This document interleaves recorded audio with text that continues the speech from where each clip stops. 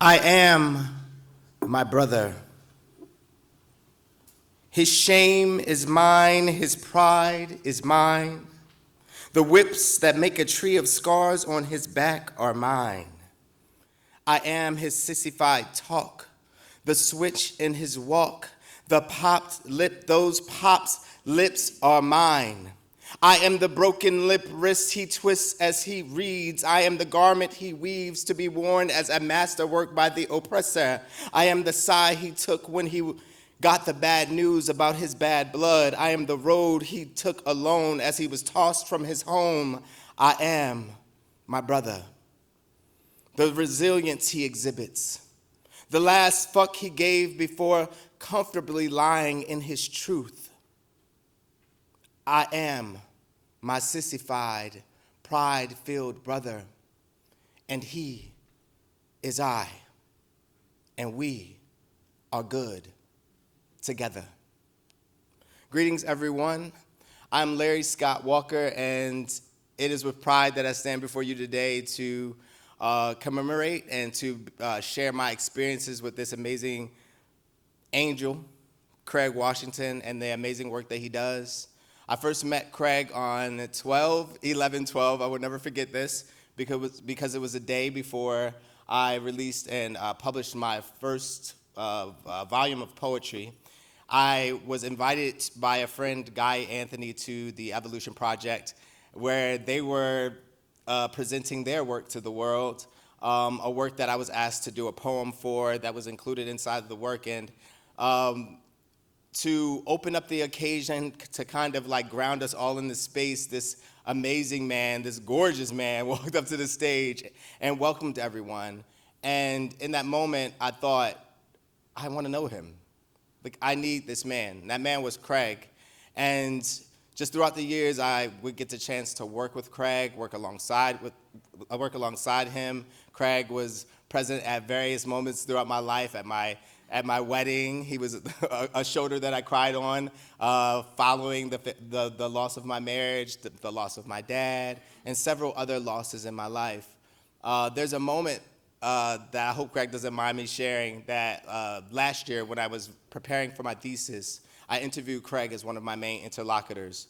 And over this hour, we shared kikis, of course, because it's me and Craig. We gon' kiki. But he told a story about the HIV epidemic and pandemic. And the title of my thesis was Silencing the Black AIDS Aesthetic. So Craig lovingly walked me through his experience, experiencing the early AIDS epidemic.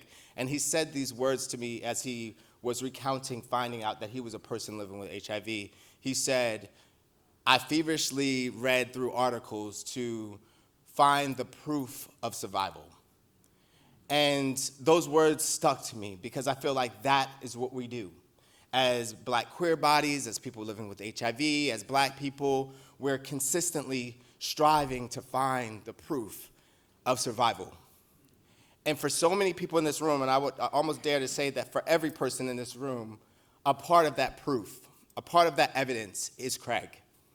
Craig engages a certain type of promiscuous archiving, to borrow from Ajamu X, who talks about the process of retaining and transmitting history with every part of you. Not just your intellectual work, not just your trauma stories, not just your familial stories, but your smiles, the way that you hold people up, the way you hold people accountable, the way you hold communities together. There have been many times that I've had the pleasure of turning to Craig as a possibility model for proof of survival. Proof that though my career at Morehouse ended, that I could go back to school and get a degree. Proof that though my various relationships have ended, that there were still communities that I could turn to. Proof that even when my belief in myself had begun to atrophy, that there was still a fire burning within myself that I could turn into. So as we're exploring this work, this archival work that Craig has done, this community life-giving, love-giving work that Craig is doing, I want us to all tap into and think about the evidence that we both seek and that we present of survival. Thank you all, Ashe, and enjoy your day.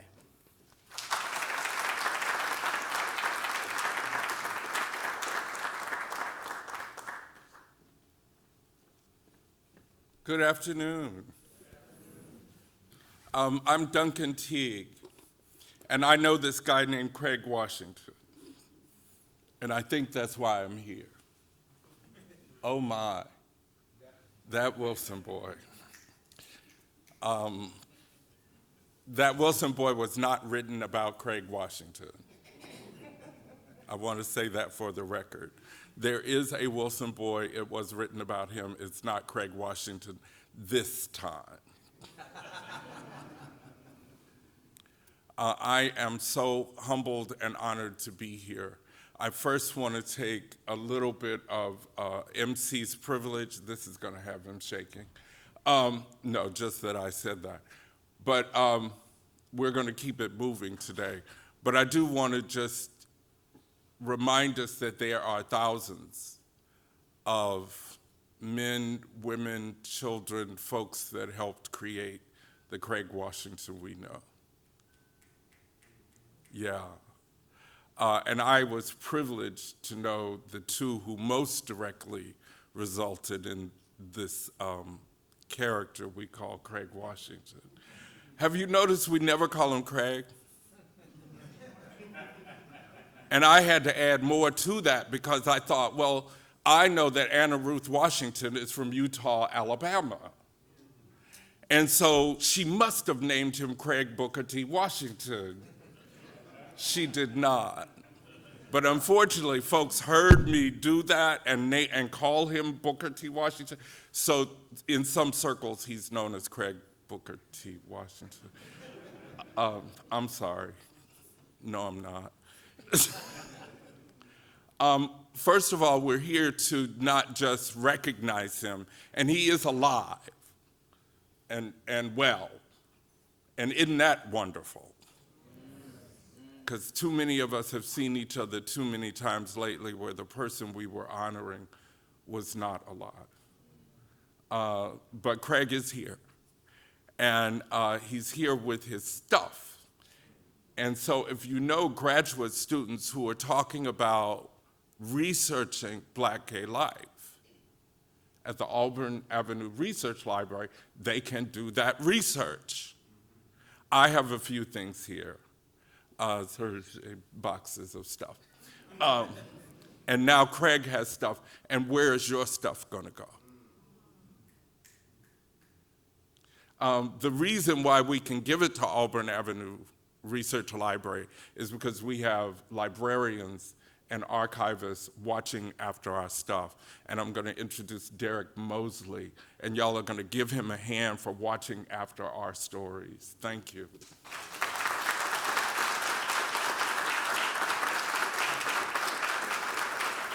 So it's not good. Sure, no, I'm gonna let you do that. Some folks couldn't be here, not because they're gone on like Leon Washington and Anna Ruth Washington, Craig's parents, and they're here anyway. I can feel them. And a whole bunch of folks who we love and care about are here in spirit. I know Tony Daniels is here, ain't no telling what might happen. But there are other folks who wanted to be here, and they're from Craig's immediate family and some of his dearest friends. There was a friend who's known you since you were 15? Oh, there she is. Sheila, stand up, please.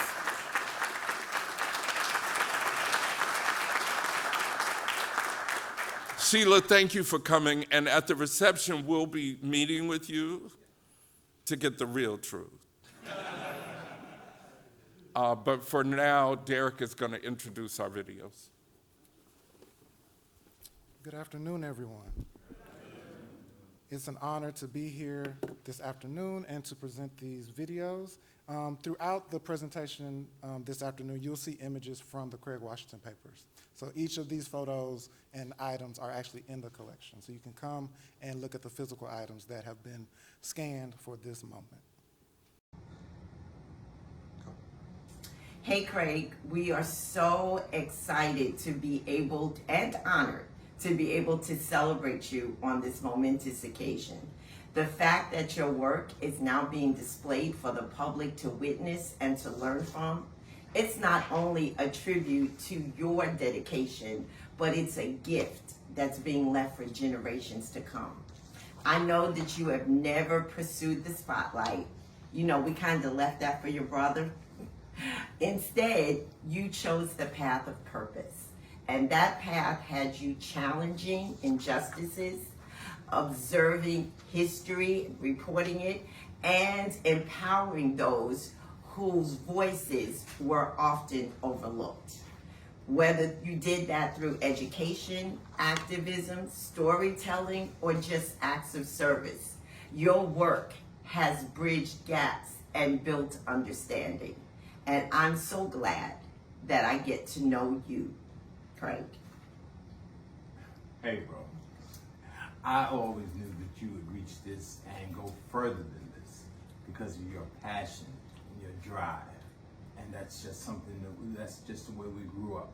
You know, I remember when we were kids and we were staying, we were home, mom and dad were at work, and you and I were home, and we were very hungry. We were waiting for them to get home, and you were starving. And I went outside and got you a devil dog from the corner store. And when I got back, you opened the door, and I looked so disheveled, and I didn't have the devil dog. I came in the door, and you said, "What happened?" I said, "That gang in Chandler's, they beat me up and took your devil dog." And Ma came home, opened the door, and she's holding the wrapper in her hand. She said, "This wrapper was at the door." I was so hungry that I ate the devil dog. And I knew it even then. You were concerned about me. You were that hungry to eat my devil dog. So I know I just expected this and more from you. You are the person that I look up to. Even though I'm the older brother, I look up to you. And I love you very much. And I'm just so elated. So Craig, if it's not too late, I want to suggest that you add that story to the collection that you're turning over to the library. I think they would really appreciate it. The devil dog story. We love you, and we're so glad we get to call you our little brother.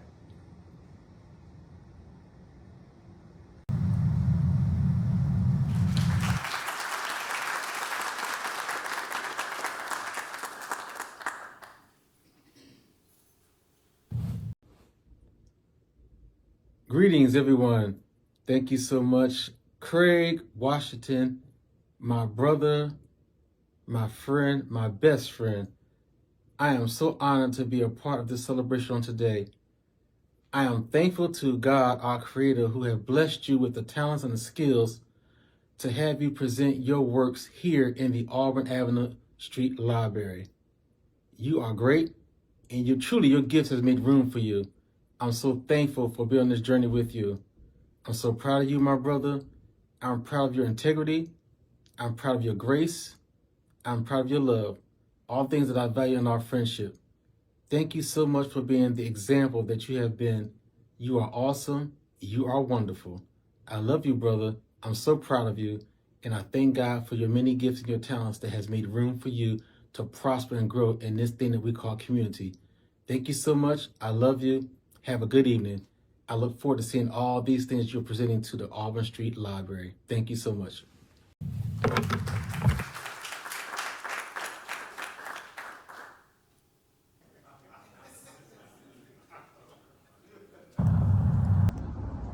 My name is Karen Taylor.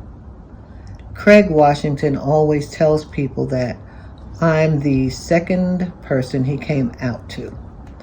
For years, I never thought to ask him why, but one day I did, and his response was, "Because I trusted you." Craig Washington and I were kids together, and here we are, so many years removed from our youth. We came of age during the chaos, hope, and power of the many movements that occurred in the 1960s and 70s. Freedom now, Black power, stop the war, ban the bra, women's liberation, make love, not war. Because Craig Washington has always had good progressive-minded sense, he internalized the values of those men and women who took to the streets or to the courtroom to demand equity. Che Guevara's quote defines Craig's impetus. Che said, "At the risk of seeming ridiculous, let me say that the true revolutionary is guided by a great feeling of love. It is impossible to think of a genuine revolutionary lacking this quality. And it's love that informs the work that Craig engages in on behalf of the LGBT communities. We are all aware that there are some very serious demonic things going on emanating from Washington, D.C. Recently, Craig and I were talking about the mean and evil behaviors of the nation's leadership and their minions. And Craig said to me, "Don't you think we can work with these people?" Meaning the minions. And I was momentarily taken aback by that question, but when he and I got off the phone, I realized that Craig was talking about love. The love of humanity. For future researchers at the Black Gay Papers, Craig's archive will help to deepen the understanding that while he was on this planet, his love language was to advance the cause of freedom for any man, woman, or child. The Black Gay Papers housing Craig's archival materials is a testament to his conviction to make sure that Black gay men are respected and not vilified, so that they can learn to love themselves.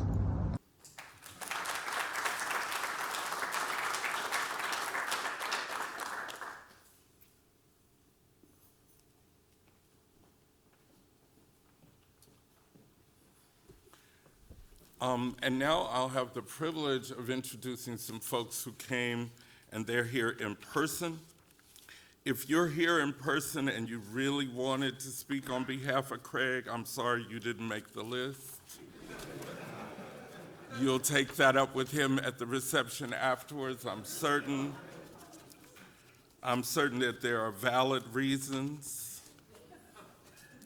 Oh God, I'm sorry, I feel like Maurice is taking over my body.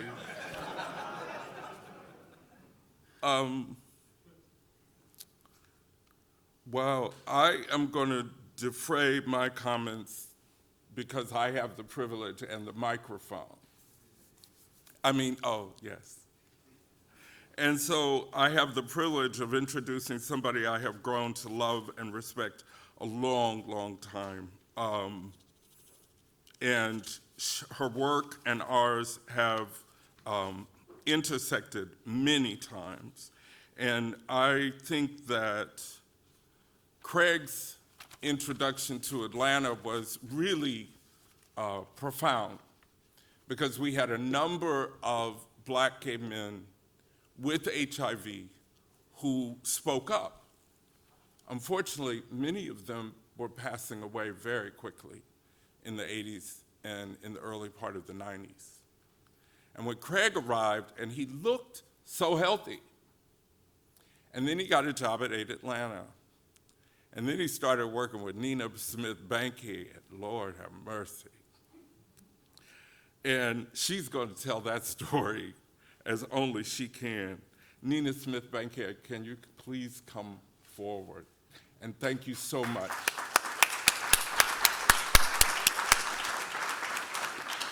Nina, you and Craig worked together how many years?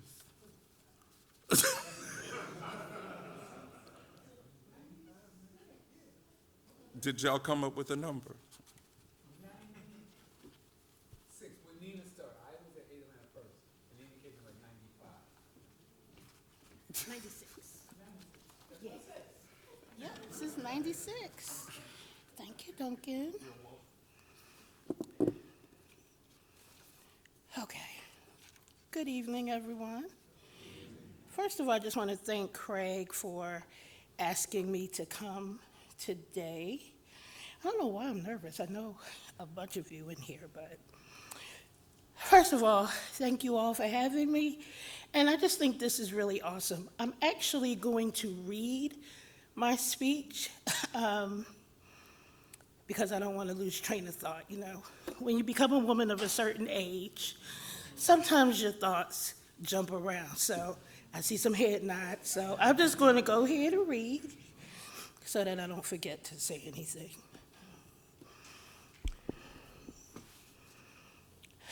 First of all, this is awesome. Just knowing that someone that I've cared about for so many years is being celebrated in this way. So I just want to call out how amazing this day is.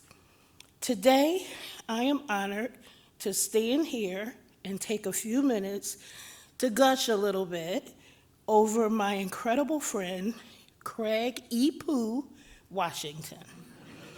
If you worked with us at Aid Atlanta, you know who came up with Craigie Pooh, Ms. Inca Gonzalez, and so I'm bringing her with me today. Craig and I have had years of history together, from our time together at Aid Atlanta, through our time apart, to being at Aid Atlanta together again, and just staying connected over the years, working on a number of projects together, as well as working adjacent to each other. You know it's a true connection when you can go literally months without speaking to someone, but when we finally reconnect, hours can go by and we talk like we never skipped a beat. Craig and I can be on the phone for quite some time when we jump on calls. Craig is always the first birthday song, yes, song, that I receive every year for my birthday. Sometimes it's live, most of the time it's recorded, so just FYI, I do have all of those recordings, Craig. And so they might pop up again one day. And we continue to threaten to have brunch at some point. We're gonna make that brunch happen one of these days soon, Craig. But regardless, I am very proud of my friend's accomplishments, and to see his talent being recognized in this way is a testament to how important he is to so many people. I love this for him, and more importantly, I love this for this community. We all know that Craig has special gifts and talents and has been a dedicated soldier on this HIV and LGBTQ battlefield, but having his thoughts and words inducted in this space is just a testament of how amazing he is and how important his work has been. The history of HIV prevention and care movement in Atlanta is a testament to the resilience, innovation, and strength in this community. At a time when there are efforts to erase or diminish our collective past, it is more crucial than ever to document and preserve our stories.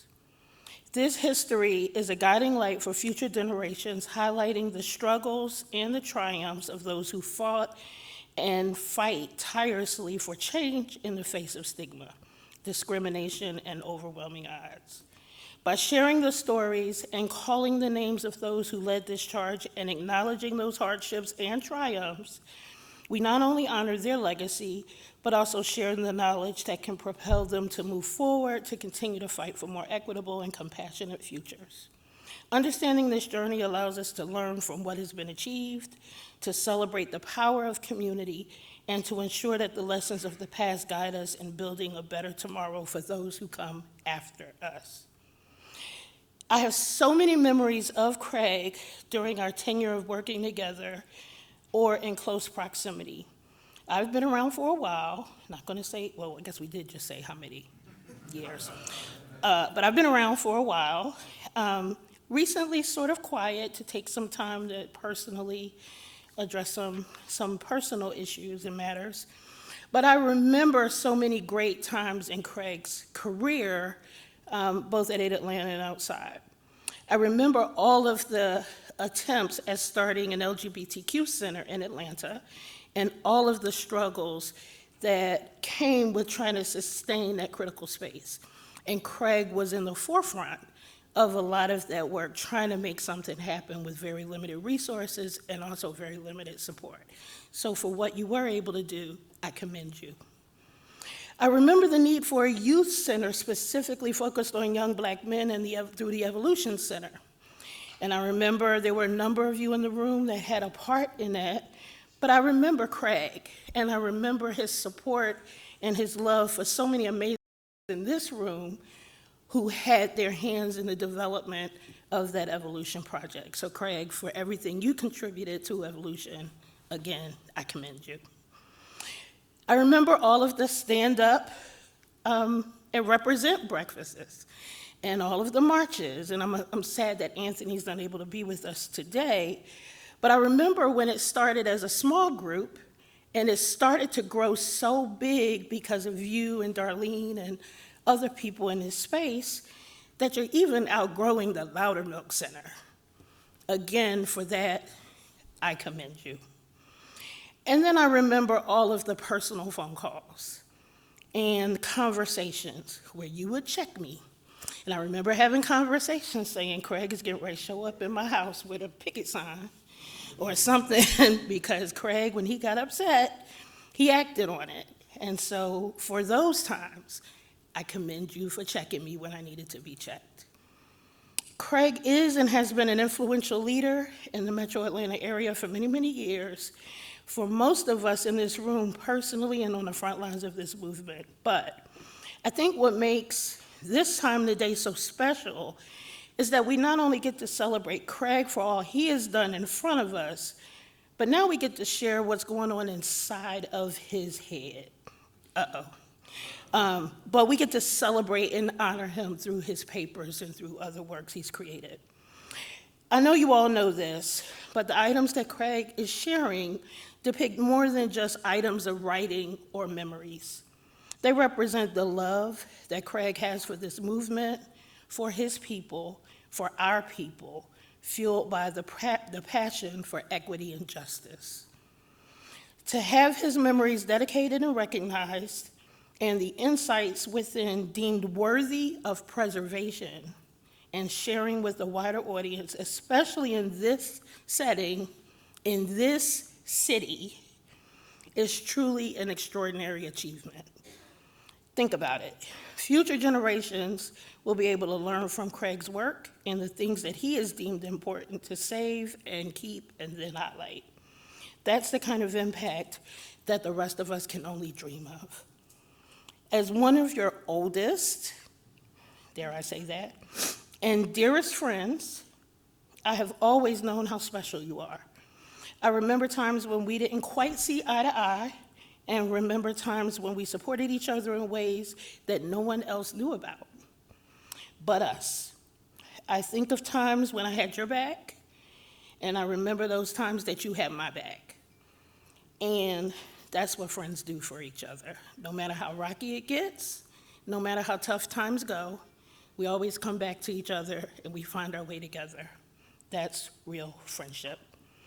So in this room of people who love and support you, I want to again congratulate you, Craigie Poo Washington, for this awesome accomplishment. We are also incredibly proud of you, and I can't wait to see what amazing things you do next. I love you, friend.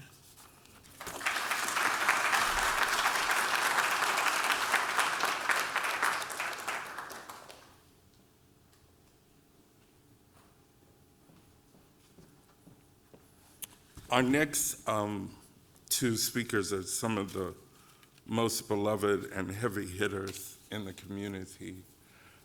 First, we start with Ulester Douglas, who is beloved and so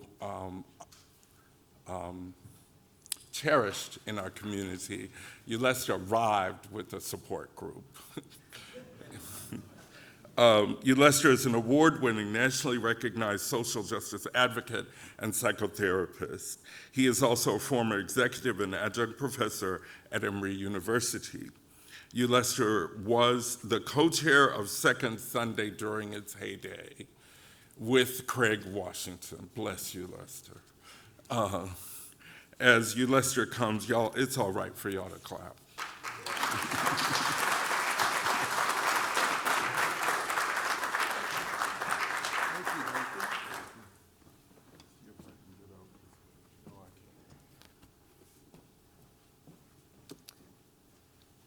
Good afternoon, everyone. Hey, hey. So, as many have said already, this is really an extraordinary moment. It certainly is for me to be live witnessing history making, right? It's history in the making. So often we read about extraordinary leaders, and they're not with us, as Duncan mentioned earlier, and we reminisce. But to have the moment and be part of the history making, I know I'm high, Craig, man. So glad to be part of this experience. So my sharing is going to be around Second Sunday. Of course, I've been with Craig in many, many different settings over the last 31 years. But Second Sunday is my contribution in terms of reflection on our experience with Craig. So two things, because I'm going to stay within the 5 minutes, because there's so much to say. Two things I want to share in terms of my observation of working with Craig. And again, I started with Second Sunday in 1994, but we formalized the structure of co-chairing and committee heads and so on in 1996. And so Craig and I were elected as the first two co-chairs of Second Sunday once we put that structure together. So I'm going to reflect from that period, 1996 to 1998, and just highlight two aspects of that experience.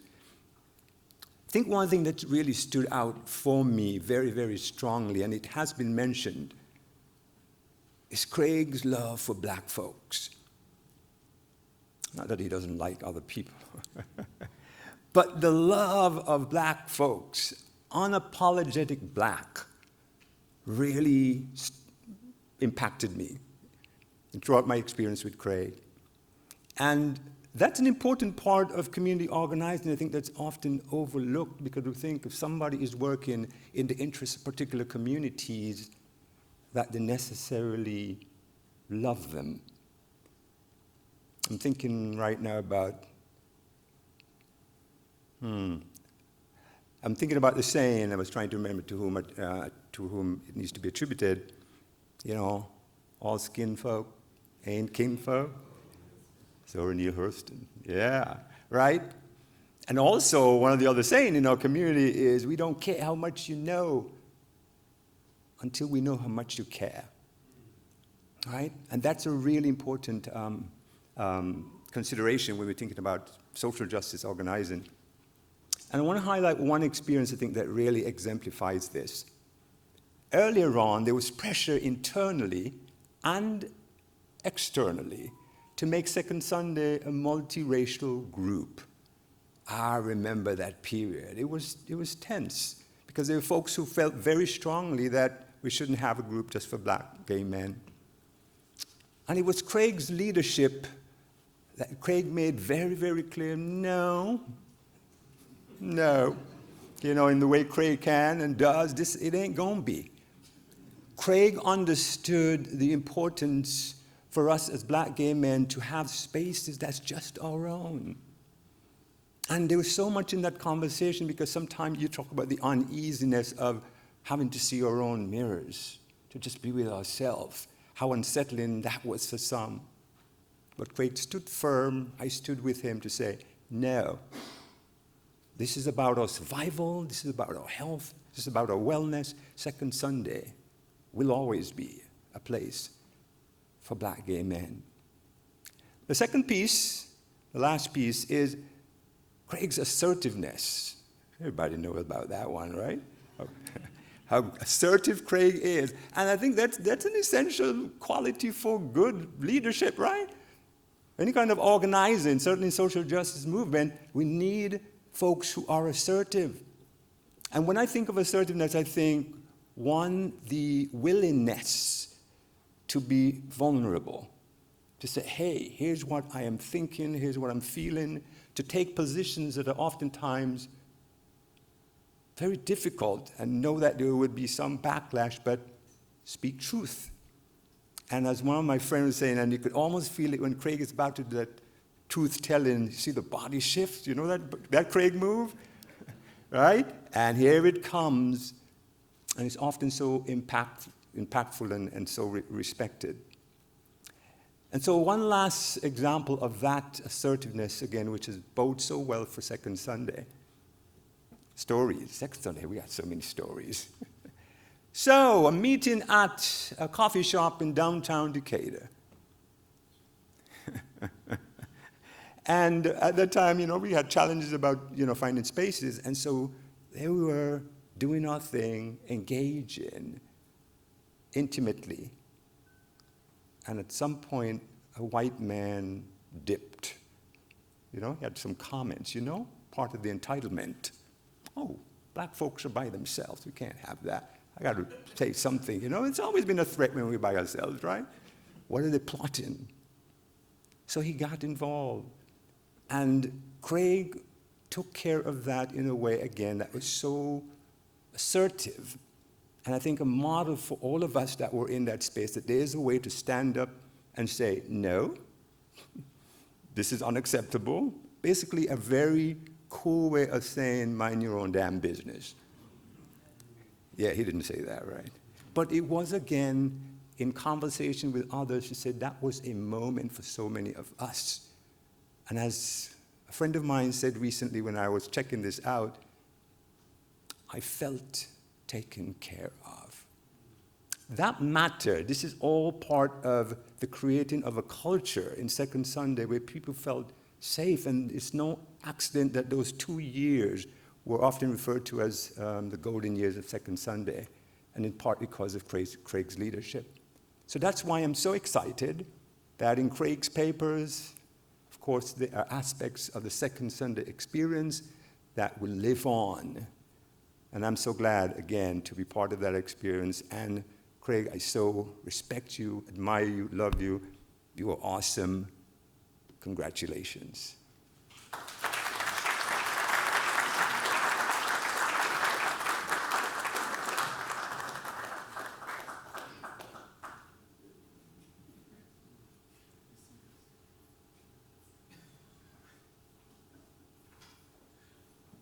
Guess who's next?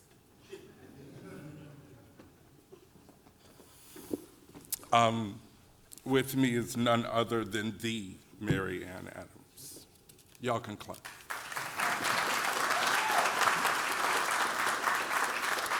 I have been black and queer in Atlanta long enough, because I went to school for it, that I remember when we had Joan Garner and then, oh goodness, Kenneth, our first co-chair from Alga, Carolyn Mobley. Those were our two black lesbians in Atlanta.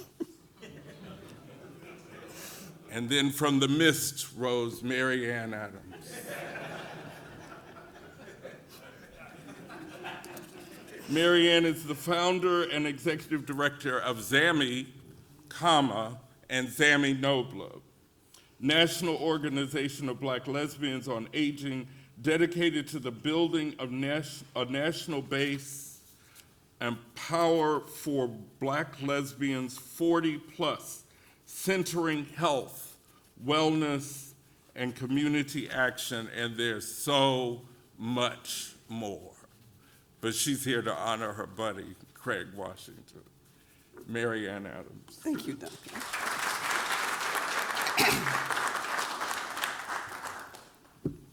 Good afternoon, family. This is what we are when we gather to honor one of our own.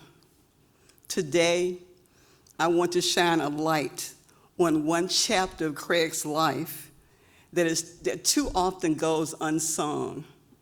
His courageous return to the classroom as an older adult.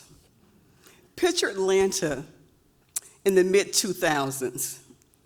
Craig had already logged countless hours writing for various news outlets, organizing Second Sunday circles, and launching life-saving HIV prevention projects. His resume was overflowing, but his heart carried a quiet, persistent doubt. Is it too late for me to earn a degree? I still remember our countless conversations. He confessed he was north of 40 and worried that the campus walks would be lined with students half his age, earbuds in, sprinting toward futures he feared had passed him by. What he didn't know then, but knows now, is that audacity is ageless, and that our community would not let him walk that road alone. ZAMI, Atlanta's premier organization for lesbians of African descent, awarded Craig a couple of ZAMI Audre Lorde Scholarship. Financial help, yes, but also check-ins, motivational speeches. Your community believes in you. Keep going. And the loudest cheering section on graduation day. We reminded him that Audre Lorde taught us to transform fear into fire. And Craig took that lesson straight to the registrar's office, where he not only earned his bachelor's degree, but his master's as well. So what lessons do Craig's academic papers leave for us? That education at any age is both an individual triumph and a collective enterprise. They teach us that when Black queer communities fund each other's dreams, we change not only single lives, but the professional DNA of entire fields, in this case, social work. Craig, you showed us that doubt can coexist with destiny, and that the voices of older students belong at the head of the class.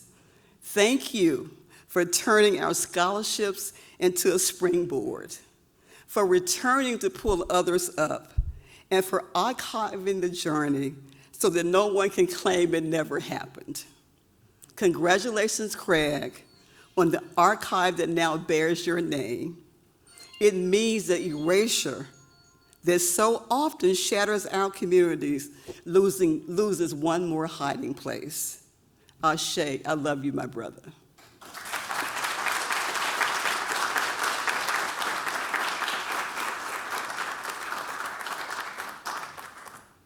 I did that so y'all know I could.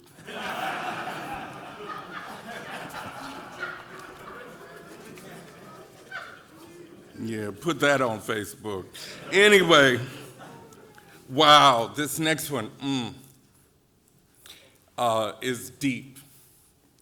Because, I'm sure I have an official, or do I? Oh, baby love, I hope you didn't. That's dangerous, honey, because that means I introduce you as I feel. Okay, Mary Ann said picture Dodie Muse, myself, Malik Williams, and Tony Daniels, the originals. And in smaller waist sizes, wow. And African fabric just swirling everywhere. And having a ball with our poetry. And then there's this young person hanging around Tony. And we're like, Tony, who is that? That's my daughter, leave her alone. And then it turned out that she wrote as well as Tony, so I'm waiting on her book, not her papers. Please welcome Nishita.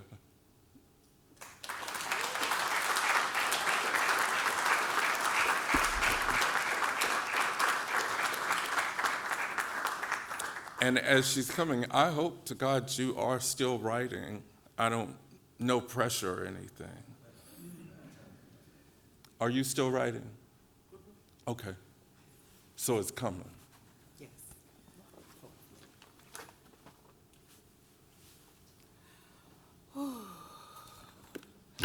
So, I'm a little nervous, but I did write stuff down so I won't get lost. But I've known Craig for a really long time. My name is Nashida, as Duncan mentioned, and I'm very honored to be here to speak about Craig and my dear friend and auntie, as Tony so deemed him. When I was 19, I was introduced to Craig by my gay mother, Tony Daniels, as one of my evil aunties. And over the years, Craig has taken his role very seriously. Our relationship as evil auntie and evil niece has since been characterized by loving banter, and Craig often referred to me in my youth as a fetus. I, in turn, called him an old queen. The more things change, the more things stay the same. I'm no longer a fetus, and now we're both old queens.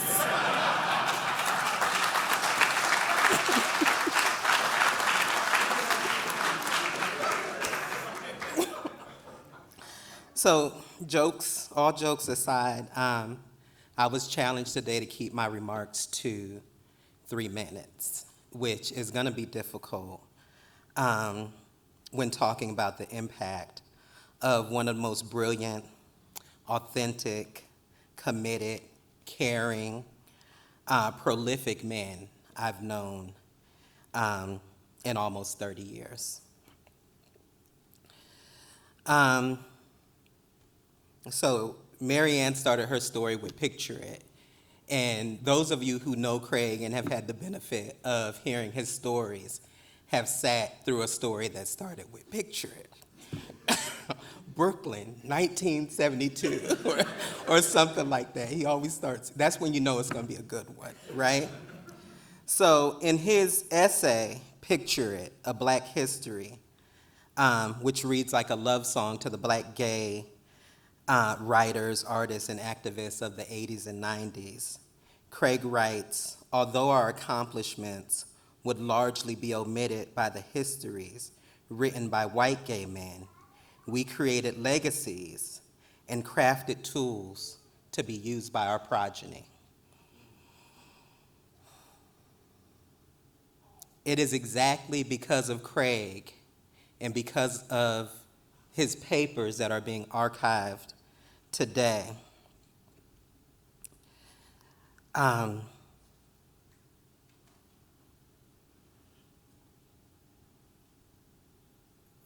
And his important work as a poet, a speaker, an activist, an advocate, an organizer, an essayist, a journalist, and most importantly, a storyteller.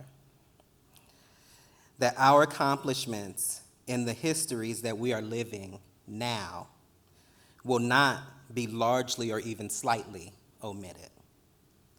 Our histories, as we write them, will in fact tell the story that Craig Washington, since writing his first poems at 7 years old, has been telling his story and the story of Black queers in New York and abroad for decades.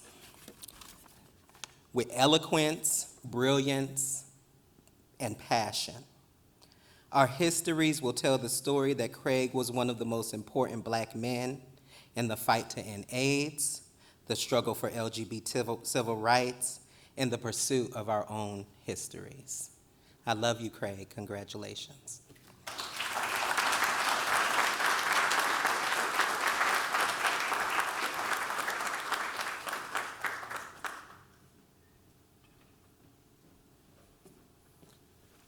And the next person I introduce is also one of Craig's kids, even more like Craig than Nashida ever was, because Nashida is all Tony Daniels, so much, so much, so much.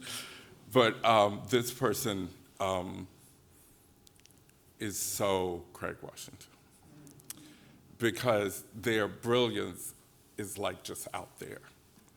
And I speak of none other than Charles Stevens.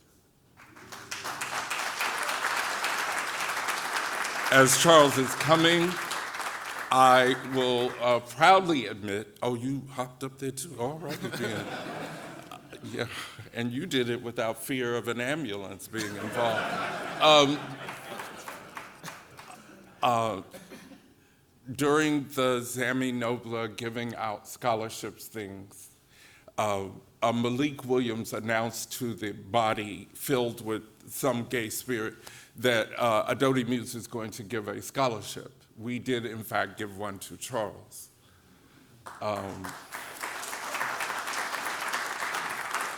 In the name of Tony Daniels.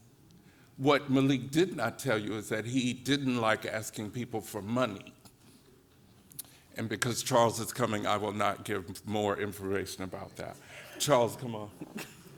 Thank you.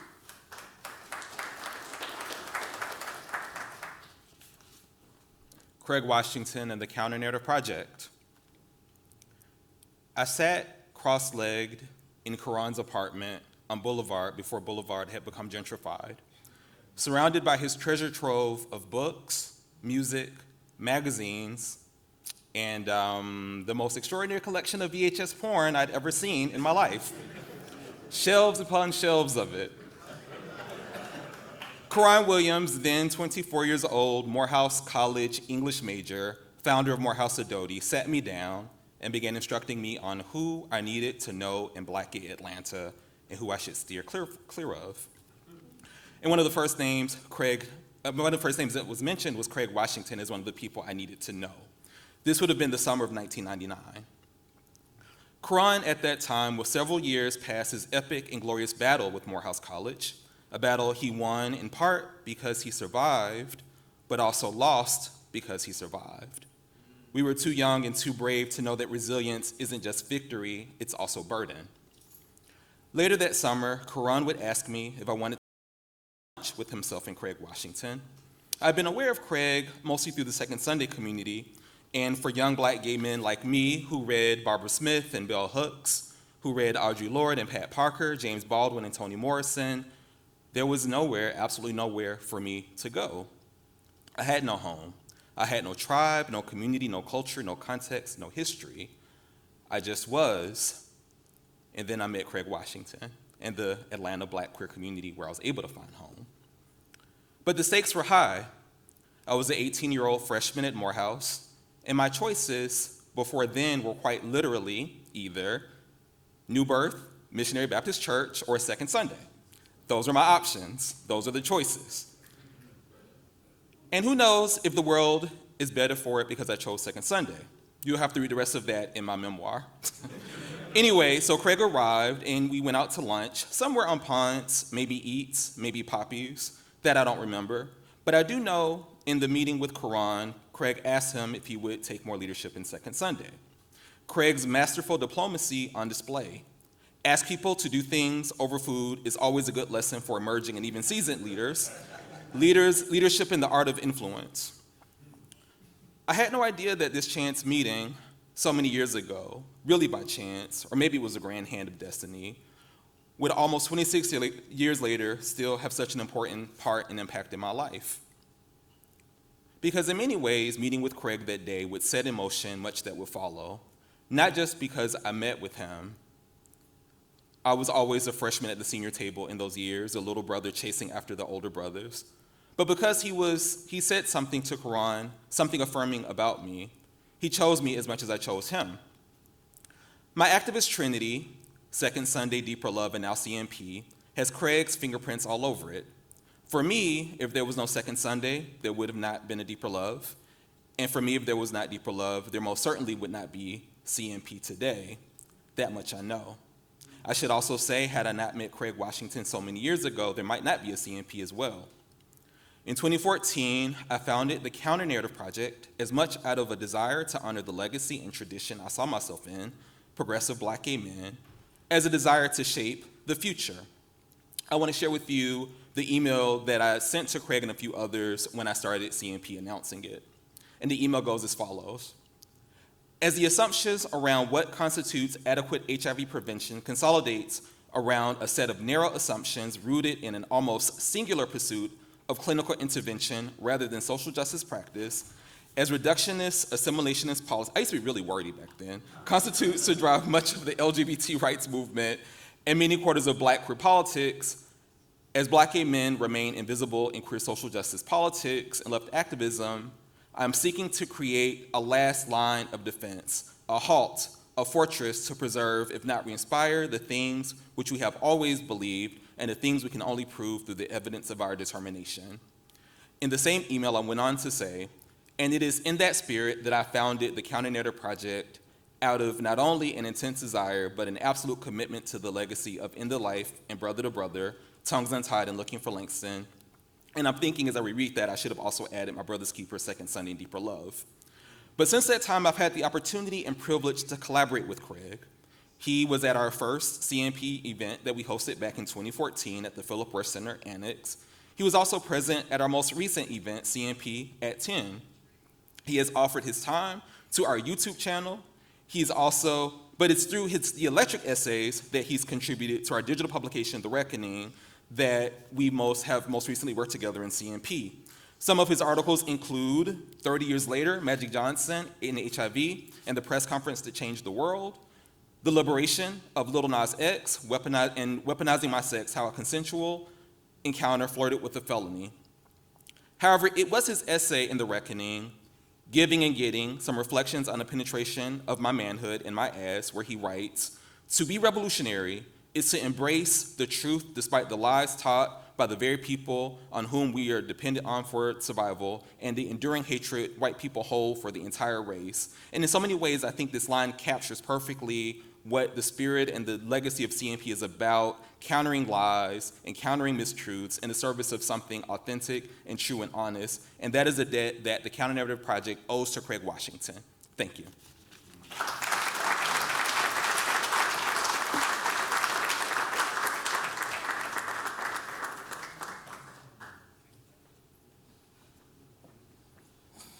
Wow. Such brilliance. I'm thinking that we're in a room with Mary Ann Adams and Craig Washington and Charles Stevens and people who have made history during my lifetime. And y'all, when I arrived in Atlanta in 1984 at years old, there was already 100 years of Black gay history, and Black lesbian history, and Black trans and drag queen and non-binary and Miss Thing history in Atlanta when I got here. And where is that history? This is a very important event. And where is your story going to be?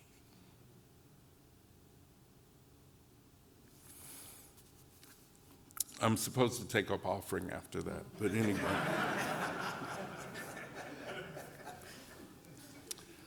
There was something called the Bayard Rustin rally. And it was typically in the parking lot, I think, outside of a building downtown, just ahead of where we would march in the King March. And we gathered, and somebody said, we don't have to suffer. I was Baptist, I thought we had to suffer. And that thing that was a rally became, well, we can eat y'all before we march in the freezing cold, or the not so freezing cold. And that was the gift of Craig Washington and Darlene Rochelle Hudson. And so we're going to have Darlene come now.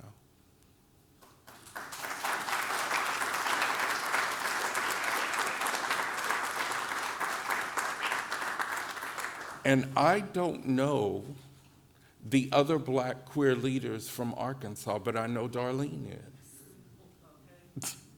Oh, were there any others?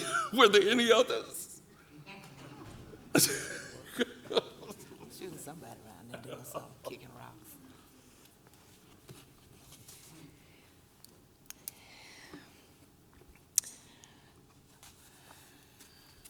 see.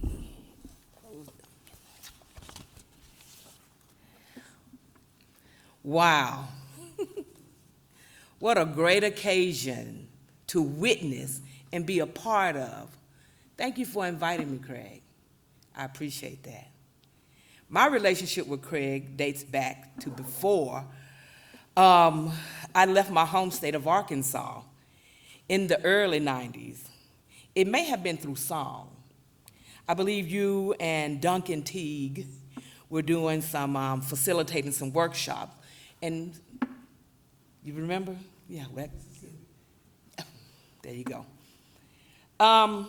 So when I moved to Atlanta a few years later, I ran into Craig again, where he had organized from what Duncan just described, from the Rustin rally.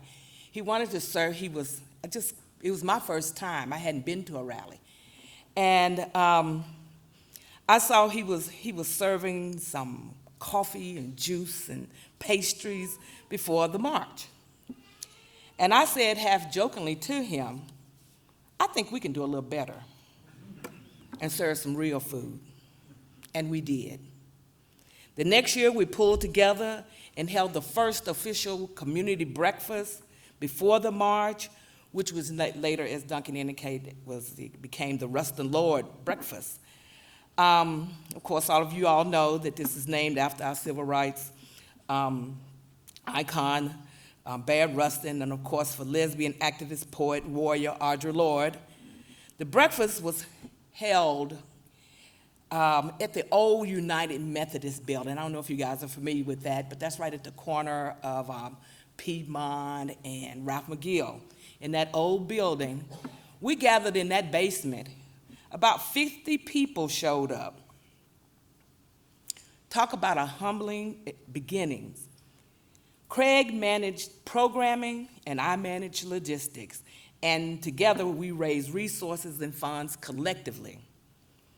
At times, our roles were interchangeable and complemented each other's efforts.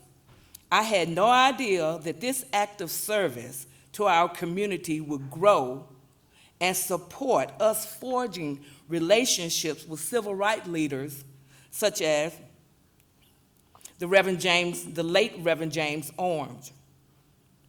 We understood, what we understood was we all had a love for community. Reverend Orange welcomed us into the planning process for the MLK March, often calling Craig, and he would say, Craig Washington, for the gays report. Can you give us the gays report?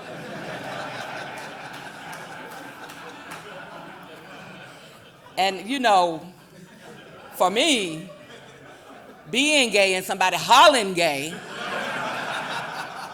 kind of brought about some little quirkiness and little oddness, a little strangeness for me. But Reverend Orange would call us loud and proud. We grew to love the Orange family as they were welcoming, affirming, and supportive. I want to let you know that Reverend Orange didn't mix any words. If anybody in that meeting was getting out of order, he set the tone. And then he taught them about the relevance and the importance of educating about the works of Bayard Rustin. He will call on us to come into different forums and also educate people about the relevance and importance of Bayard Rustin, and we begin to add in the works of Audre Lorde. Little did Craig and I know that would be the beginning of our joint community activism. Say it, get it out. Even when we even got the nerves to develop the Atlanta Black Gay Coalition. It was a group of us, it just wasn't Craig and I. And we held us a demonstration. Y'all remember the demonstration? That demonstration was in local media as well as nationwide media. Just some simple people coming together and saying no and resisting the involvement of Rick Warren during that period in time at historical Ebenezer. Through the breakfast, we've met and became friends with some wonderful people like Senator Nana Rock, the late Vincent Ford, Representative Abel Mabel, Joan Gardner, the late civil rights activist C.T. Vivian, and so many more. As we learned, we did. We had some good times, and y'all know we had some tough times too. But today I stand before you, Craig Washington, and say thank you for living a life that is worthy of archiving and now planting seeds in the history books that will tell the story of how Black queer people in Atlanta and throughout the South were present and made a difference. Miss Anna Ruth and Mr. Leon Washington, I know would be very proud of you and are very proud of you today. Love you, brother.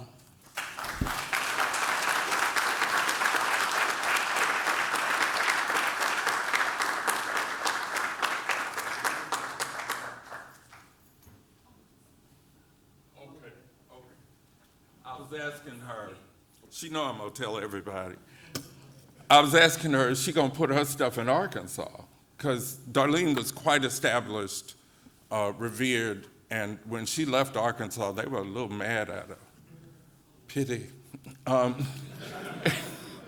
And the papers that she can claim for Atlanta, we got a home for them here, Darlene.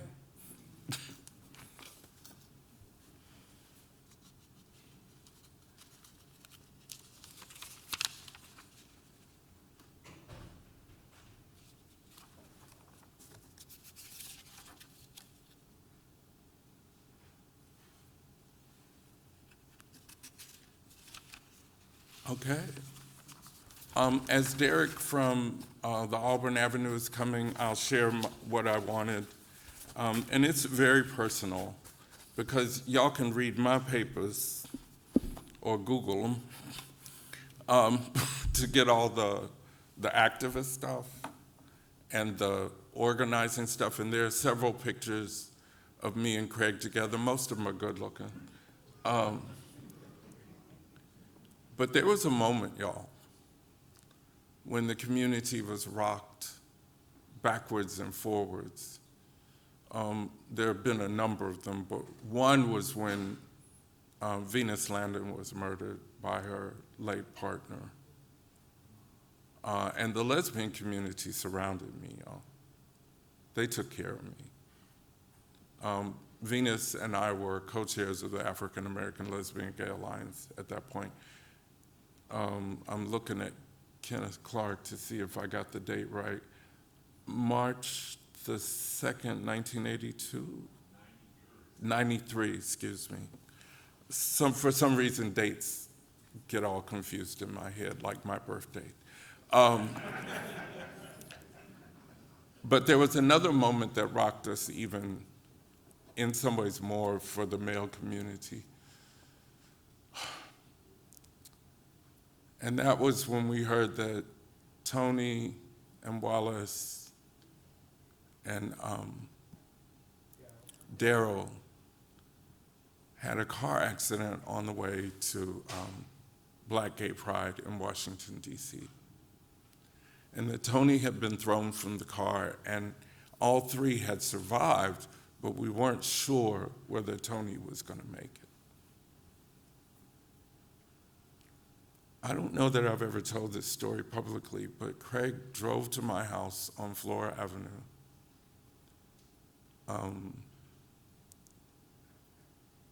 And we either got the news or Craig brought me the news that we had lost Tony together.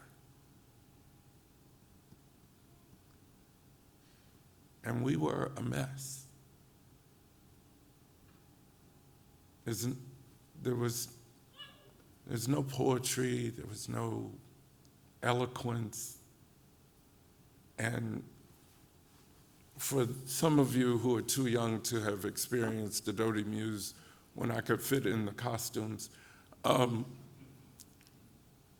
it was as if the Supremes were dealing with the death of Diana, not Florence. Because we performed Tony's poetry. It was after Tony's death that me and Malik rose to the occasion and started featuring more of our own writing. We had to. And I thought it was a gift from God that Craig Washington was with me when I found out, and that we supported each other.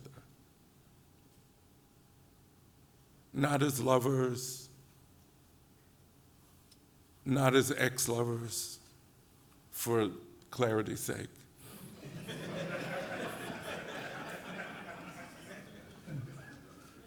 But as brothers suffering together. And we got through that together. I will never forget it. There's some other things I won't forget either, but because we're out of time. See, I can be nice. Come on, Derek.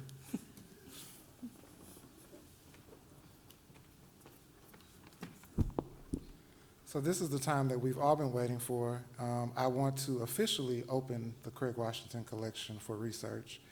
It is truly an honor and a privilege for us to have these papers here, and we are so excited for all the work that will happen in this collection. We have a wonderful staff member that created a video just giving an overview of this collection that I want to play, and her name is Keela, and she did a wonderful job with this video.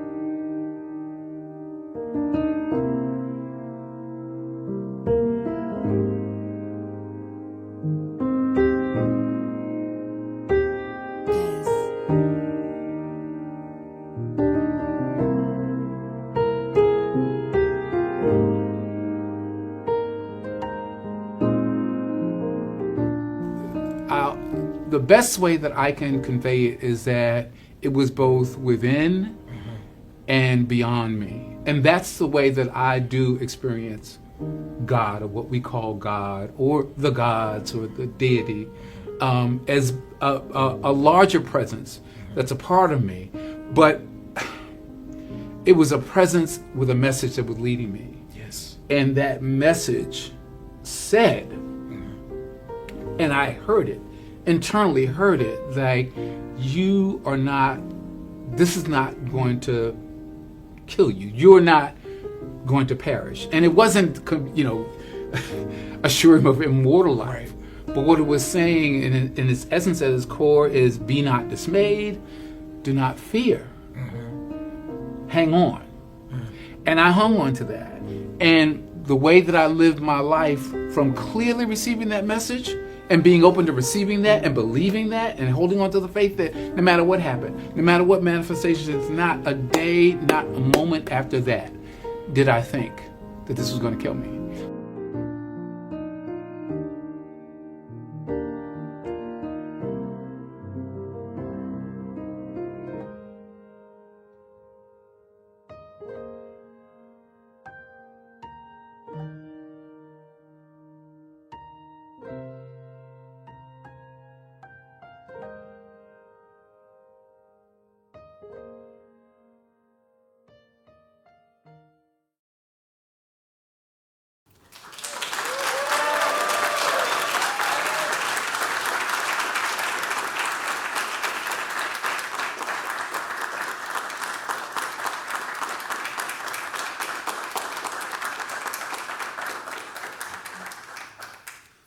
So it is really my honor to open this collection. I have been here on staff for the last 9 years, and we have a number of LGBTQ collections, and those are so important to us. And I really want to honor Carrie Cotton Williams, who was the archivist, who really brought these collections into this space and really built our collections. And so it's an honor to carry on her legacy and continue to collect these records and make them available for research, not just scholars, but everyday people who really want to learn more about the history of Black gay Atlanta.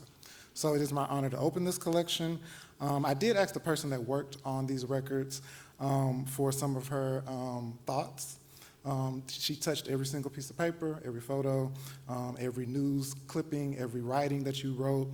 And so she said that you participated in so many things that she got tired of looking at different programs. You were very active in your community, in healthcare, social activities, legal issues, and politics. And you did everything to make other people's lives better. You attended many conferences, and everything in the collection related to LGBTQ issues. You wrote many articles, and where do you find the time to read and write all the things that you do? Ms. Brown, who is also a volunteer here, worked on these records for a number of weeks and months. And so we're so excited that she was able to get through this collection and make it available for research. So it is my honor now to bring up the man of the hour, Mr. Craig Washington.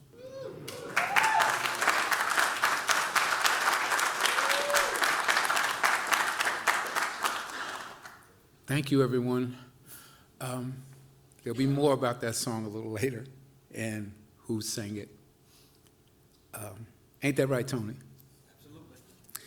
So first, I must thank the Auburn Avenue Research Library, the staff, most specifically Derek Mosley, archivist extraordinaire, for your support and your role in housing several significant collections: Venus Magazine, the Tony Daniels collections, the Doty Muse, the Reverend Duncan Teague. It's been a joy to work with.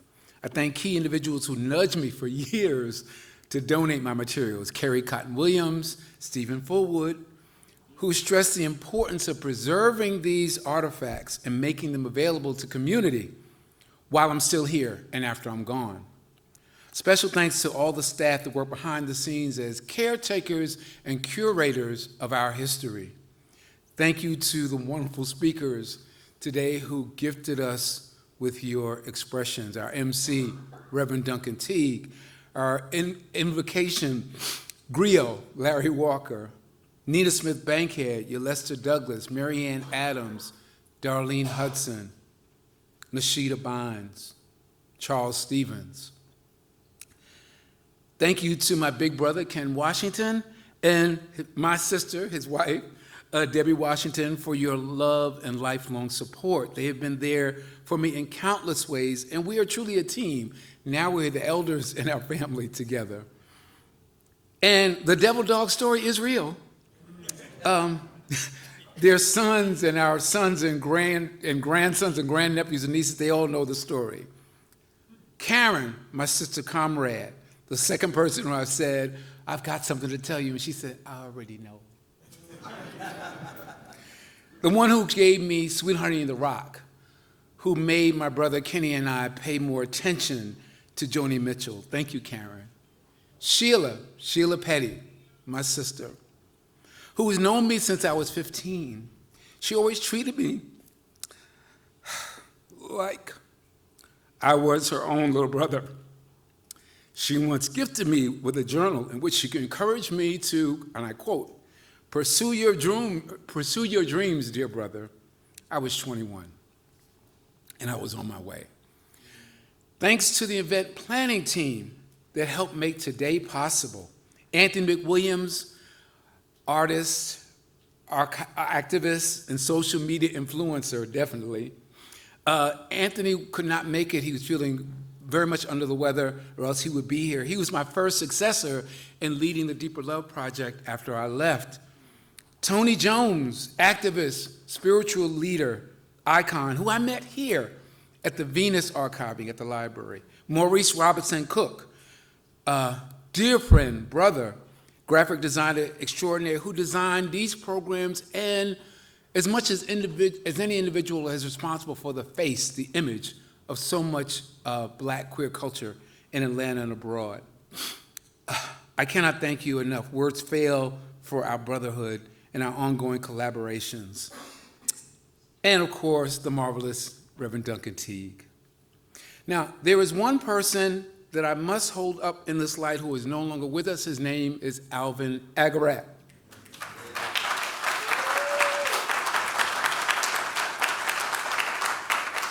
Alvin was my friend. If he was here, he'd be here.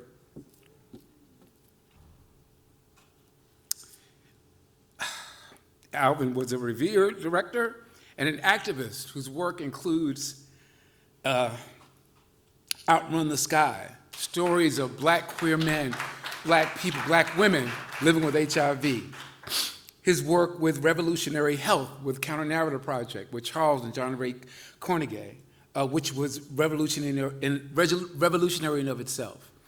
We were working on a film together on the documentary of the Paradise Garage, the people's history of the Paradise Garage, the iconic gay club in New York. And we completed a film together called Held Together, focused on the internalized stigma among Black queer men, based on a piece that I wrote.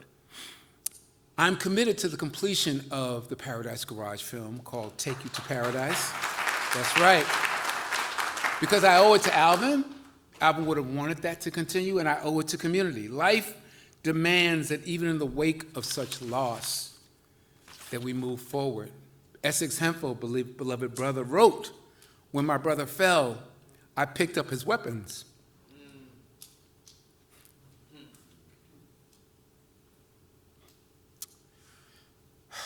And never once questioned whether I could carry the weight and grief, the responsibility he shouldered.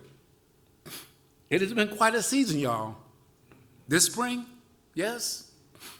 I'm not the only one who has lost loved ones this spring. Death is an inextricable part of this journey we call life. Alvin Agarat is history. Reverend Troy Sanders is history. Tony Daniels is history. Though they no longer walk with us in this plane, they remain, the love remains, the impact they had on our lives remains, the model that they set for our community through their gifts, their art remains. It is our history. Black gay history is Black history. Black transgender history is Black history. Black lesbian history is Black history. Black non-binary, differently able, neurodivergent history is Black history. Black AIDS history is Black history. Losses like the one that I reference are flares. They're like flares signifying the power and the fragility of our history as Black, queer, LGBTQIA folk. How is it that we ensure our lives, our identities, our movements, and our stories outlive us? Before I was old enough to understand, the ancestors and the elders, the living and the dead, spoke to me, informing me of my purpose and that I was born to be exactly what and who I am. Eventually, as Ntozake Shange proclaimed, I found myself in God and I loved her fiercely. My parents, Anna and Leon Washington, loved my brother Kenny and I fiercely. They instilled in us passionate cultural pride. As an example, we were not allowed to just simply idly watch a Tarzan movie without their intervention. I remember us watching some such fair Tarzan movie, and my mother casually strolling in the living room and saying, "So what do y'all think about this white man that comes out of nowhere and suddenly becomes the king of Africa? What do y'all think about that?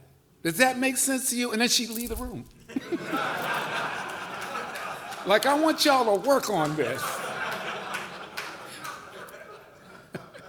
Our home was filled with Black history. A framed poster of Angela Davis with that big afro hung high, on our living room wall. Books by James Baldwin, Nikki Giovanni, music by Aretha, Sly Stone, Miles Davis, and Coltrane could be heard pouring from the Washington home, but they were not prepared to raise, not fully, a 15-year-old homosexual black boy. So when the song Born This Way, the early version, the 1975 version, performed by Archbishop Carl Bean. Archbishop Carl Bean is Black history, founder of the Unity Fellowship movement, the Minority AIDS Initiative. He had the nerve to sing that, to join Motown and sing a song called Born This Way. And when that song, some cold morning in 1975, and I'm picking my afro, yeah, y'all, I used to have an afro, getting ready for school, and my father caught the words, and he knew what the song was about.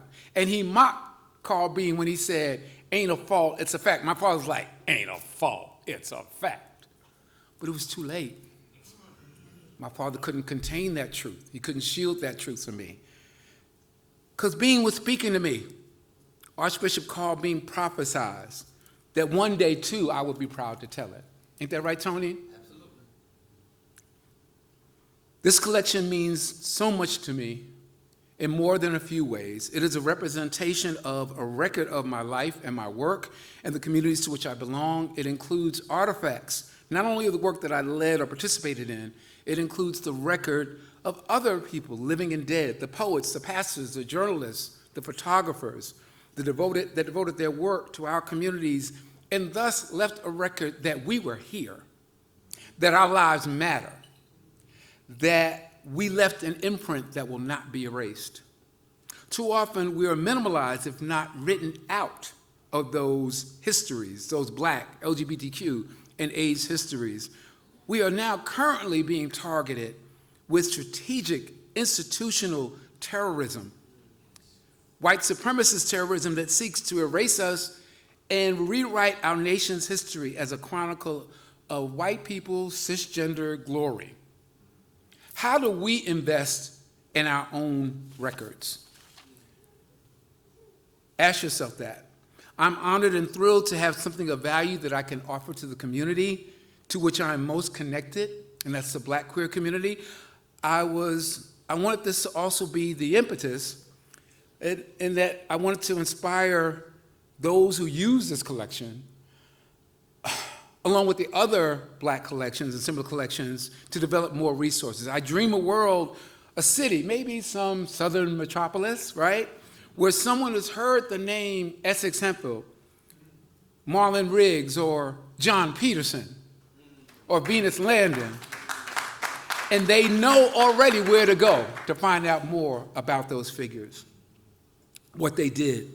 It doesn't have to work like this. It doesn't have to be in this format. Does anyone know, as an example, what tomorrow is? It's Sunday, right, y'all? It's also Indigenous House Day.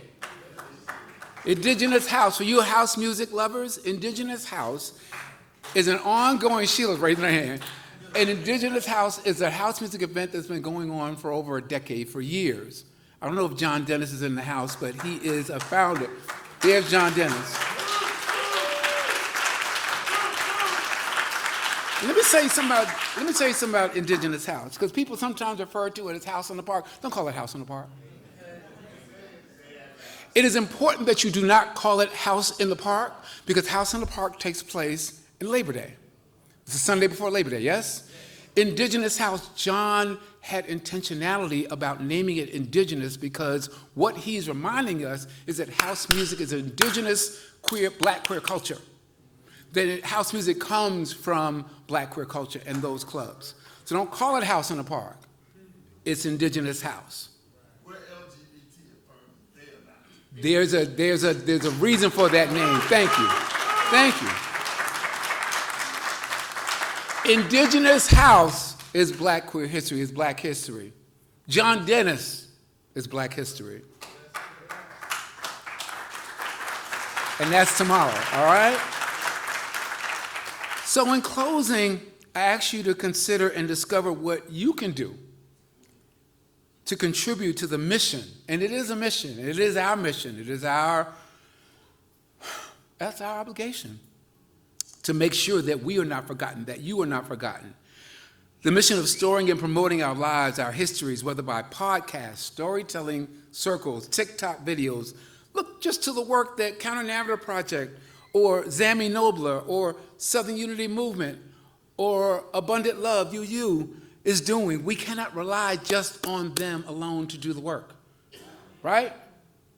I urge you to extend your interest, if you haven't done so already, past attending this event and get curious about your own contribution, all right? So thank you for being here. Thank you for continuing to make history. I love you. Thank you.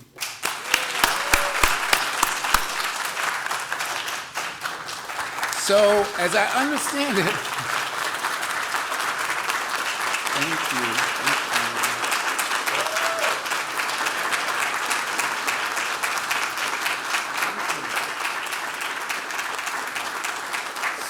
So there are victuals, and there's iced tea and some lemonade and some things that's in the, Derek, can you just direct them? Okay. Oh, okay, you want to do that? Okay, thank you. So we have refreshments there for you all. And please, as you leave, please see the Craig Washington display on the walls right outside. That display will be up all summer through August.